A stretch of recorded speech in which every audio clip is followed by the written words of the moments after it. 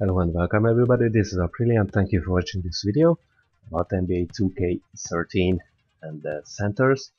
Now, although I am training with a legend here, this one is not a legend video, this one is about MyPlayer.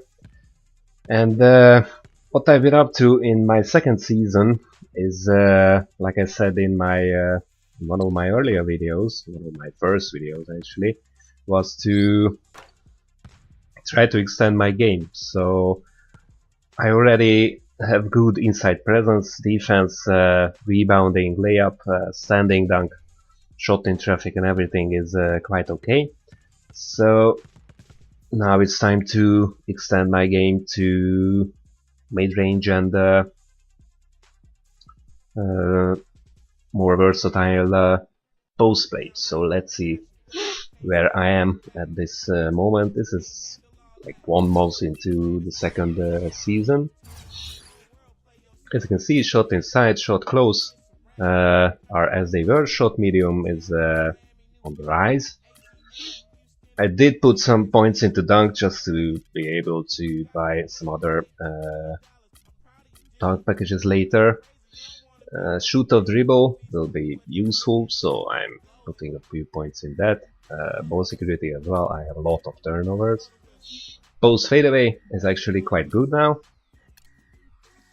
Post hook I haven't touched it. Defense is almost maxed out. All my physical stuff, which is really important, with the exception of strength, are also quite maxed out, and consistency is where I put some points and where I will put some later.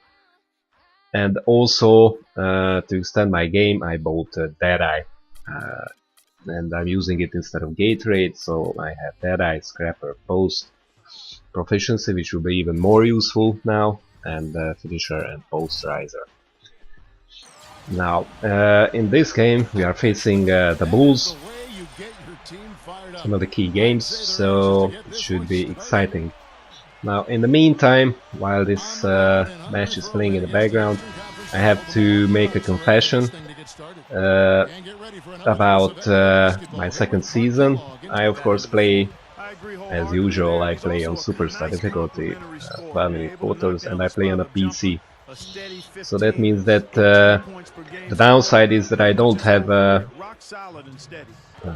virtual currency or VC, but I do have the opportunity to reload and save. And just this one, this face up, is my new kind of go-to move, apart from post from spin. I mean spin from post. This one is more risky because it can lead to a lot of turnovers. That's why I need ball security, but on the other hand it looks just as nice.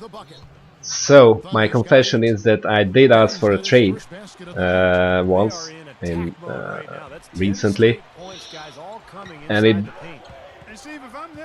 it was so bad that I actually reloaded a previous state in my second season to be able to go back to the Bucks, because I asked for a trade to Dallas or Minnesota, and the Celtics, of course. So Celtics, Dallas, Minnesota, and first I got traded to the Cleveland Cavaliers, who had, of course, Varejao, but they also had Kyrie Irving, of course, and they also had Chris Paul. So I said, okay, that should be nice. Now, I don't know if I did something wrong or anything with him. I'm not sure, because it turns out that Chris Paul is one of the worst point guards in the game. At least I played for, I don't know, I played like 5-6 games with them, and even though he's like 95 or something in the game, so he's almost maxed out, he should be like Superman in the game, he's actually really bad. a lot of turnovers. He will pass into the backs of opponents and everything, so it's really bad. And of course they don't play together with Kyrie Irving, so Kyrie Irving is now the backup or substitute point guard for them. So we should be having like two of the best, or the best and one of the best in Kyrie Irving point guards in the game, but they really suck. And also the rest of the team sucks, because Varejao, of course, they take. I mean, he takes a lot of rebounds, but he cannot finish inside. And first, I thought that this would be perfect, because he was playing at center, and I'm listed, of course, as a center / power forward. So I thought that, and this was the starting lineup with him in center and me at power forward. So I thought, oh, okay, perfect lineup. We should be really strong. Well, we weren't. And then I asked for another trade, again to the same teams, and I got traded to the Dallas Mavericks. Again, I thought that finally this should be okay. And this is what I asked for, basically. But the thing is that with them, of course, they don't have Jason Kidd. Well, they haven't had him for a few years. They don't have Vince Carter. They basically don't have anything. They have OJ Mayo and they have Nowitzki.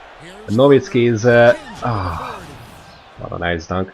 So Nowitzki, and this is my second vertical replay in one match, which hasn't happened before.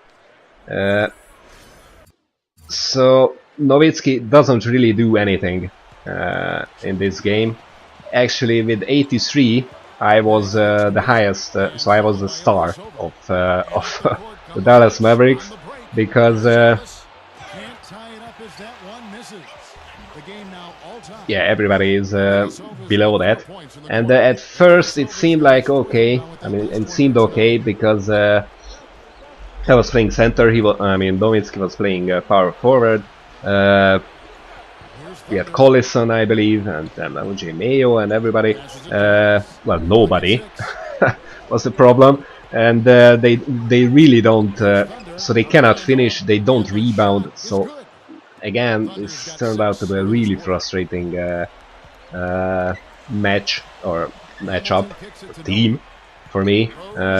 So I had to reload one of my previous save games.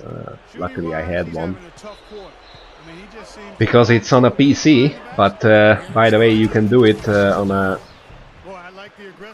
console as well if you switch to offline mode. So you say goodbye to virtual currency, then you go back to the state what you had in 2K12 and what you also have on the PC now, meaning that you don't get VC, but you get to save your game a lot of times. So you can make as many alternative save games as you like. So you can do this on the consoles as well. So basically, this is so I abandoned I abandoned the Milwaukee Bucks, and I paid the price for it because I wasted like, I don't know, 20 games. So I hope that that's enough to make up for it, for my mistake. Because to be honest, with the Milwaukee Bucks, we don't have Dunleavy anymore. But the thing is that basically Monte Ellis and Brandon Jennings, in my opinion, are two of the best guards in the game.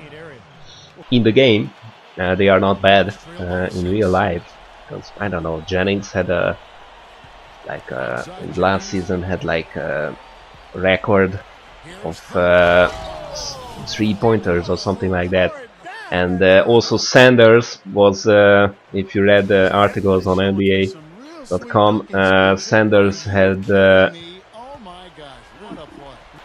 he was a runner-up in the most improved player category in real life, so at least that's what the analysts thought. So, and Sanders is still in the game and still in the Bucks, so it's not a bad team in real life either. They made it to the playoffs. Of course, they got eliminated by the Heat, whom we easily eliminated in the game last season. And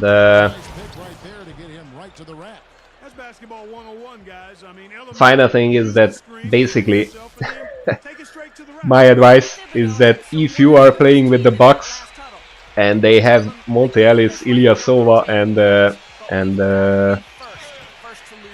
Brandon Jennings, don't don't go to another team, because first of all, you will not be traded to the team that you want to play for, and also even if you do get traded, it will turn out to be, or it has a good chance to turn out to be bad.